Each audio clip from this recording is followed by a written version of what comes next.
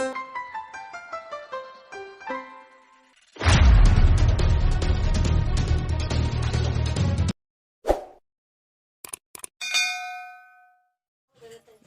प्रिय दोस्तों, मेरा नाम अजय और आप देख रहे हैं की एजुकेशन का यूट्यूब चैनल। हमारे इस यूट्यूब चैनल पे आपका स्वागत है। पिछले वीडियो में टॉपिक नंबर 4 का तीसरा पॉइंट कवर किए थे। इस टॉपिक नंबर 4 का नाम है टॉपिक 4 का 2.1 वीडियो। इसमें आपका चौथे पॉइंट से शुरू करेंगे और लास्ट पॉइंट तक कवर करेंगे। तो चौथा पॉइंट क्या है, तीसरा पॉइंट मैं पिछले वीडियो में कवर कर चुका हूँ। आप हमारे प्ले स्टोर में जाके देख सकते हैं और आपको आई बटन दिख रहा होगा, उस पर जाके इसके पिछले वीडियो लेक्चर को देख सकते हैं। दोस्तों, चौथा पॉइंट है भुजाएं तथा पैर, आर्म्स एंड लेग।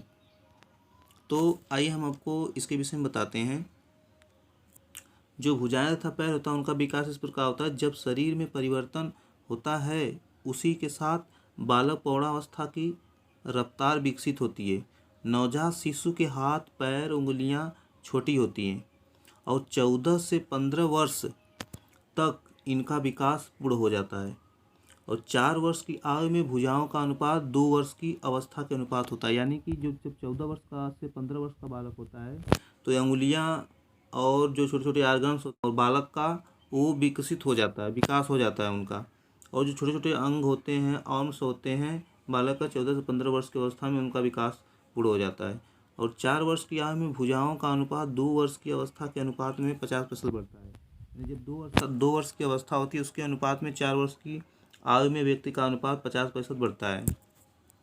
भुजाओं का अनुपात 14 से 16 वर्ष की आयु तक विकास होता है। जो भुजा होती है उनका जो अनुपातिक वृद्धि होती है वो 14 वर्ष से की आयु तक से 16 वर्ष की आयु तक होती है, विकास होता है। जन्म से 2 वर्ष के मध्य पैर 40% बढ़ते हैं। 4 वर्ष में यह विकास 50% हो जाता है।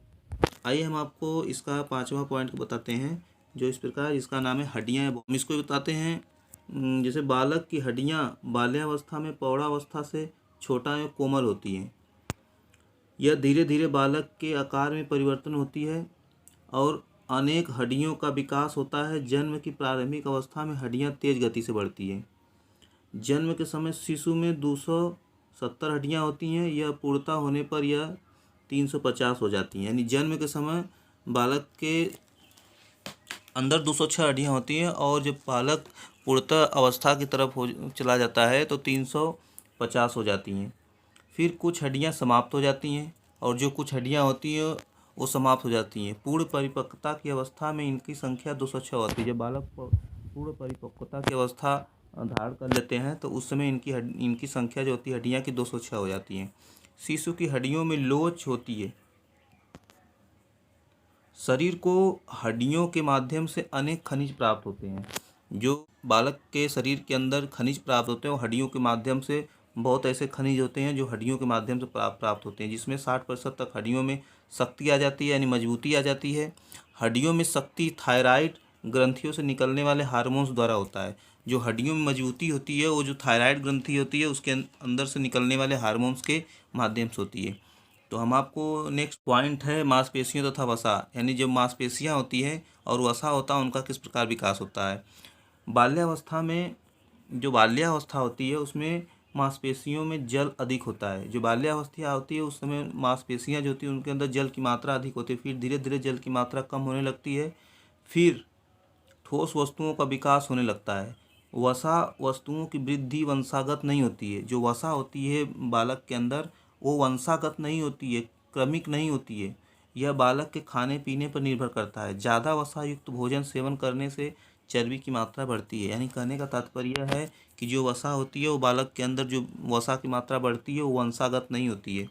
यह बालक के खान पीन के ऊपर निर्भर करता है। खाने पीने की व्यवस्था होती है और जो बालक खाता है उसी के अनुसार उसकी वसा में परिवर्तन होता है। और 7वां है टीथ, यानी दांत। जो दांत हैं उसका किस प्रकार विकास होता है इस अवस्था। आइए हम 7वां पॉइंट कवर करते हैं, जो है टीथ, दांत। तो इसमें हम आपको कवर करेंगे बच्चों के अंदर अस्थायी और अस्थायी दांत पाए जाते हैं।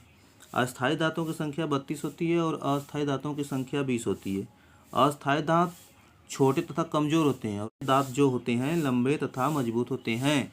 बच्चों का अस्थायी दांत टूटने के बाद ही अस्थायी दांत उसी स्थान पर निकलते हैं और लड़कों की अपेक्षा लड़कियों के दांत पहले आते हैं। 25 ईयर की अवस्था तक अस्थायी दांत निकलते रहते हैं। कहने का तात्पर्य यह है कि जो बच्चे होते हैं उनके अंदर लड़कियों का दांत लड़कों की अपेक्षा पहले आते हैं और 25 ईयर की अवस्था में यह दांत पूर्ण रूप से निकल जाते हैं। और इसके बाद हम आपको बता दें कि बच्चों के अंदर अस्थायी और अस्थायी का तात्पर्य क्या है। अस्थायी का अर्थ यह है कि जो दांत बच्चे के जन्म से पौगंडावस्था और जब तक जीवित रहता है तब तक वह दांत में कोई परिवर्तन नहीं होता है, यानी वह दांत टूटने के बाद फिर दोबारा वह दांत उस स्थान पर नहीं निकलता है। उस प्रकार के दांत को हम अस्थायी दांत कहते हैं। और अस्थायी दांत जो बच्चे के दूध का दांत जो कहते हैं कि बच्चे का ये दूध का दांत है, तो उसे अस्थायी दांत के अंतर्गत माना जाता है होता है। और हम आपको इस टॉपिक का लास्ट पॉइंट कवर करने जा रहे हैं जिनका नाम है आंतरिक अवयव, जिसको हम इंग्लिश में कहते हैं इंटरनल ऑर्गन्स। तो आइए हम आपको इसके विषय में बता देते हैं।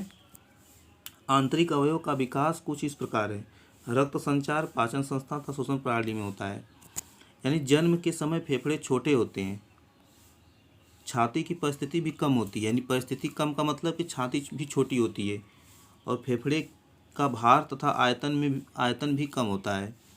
पौगंडावस्था में नाड़ी की गति 75 प्रति मिनट होती है। इसी प्रकार पाचन क्रिया में भी परिवर्तन होता है। मस्तिष्क का विकास भी आंतरिक अवयवों के विकास के अंतर्गत लिया गया है, अर्थात जो मस्तिष्क का विकास होता है वो भी आंतरिक अवयव के अंतर्गत लिया गया है।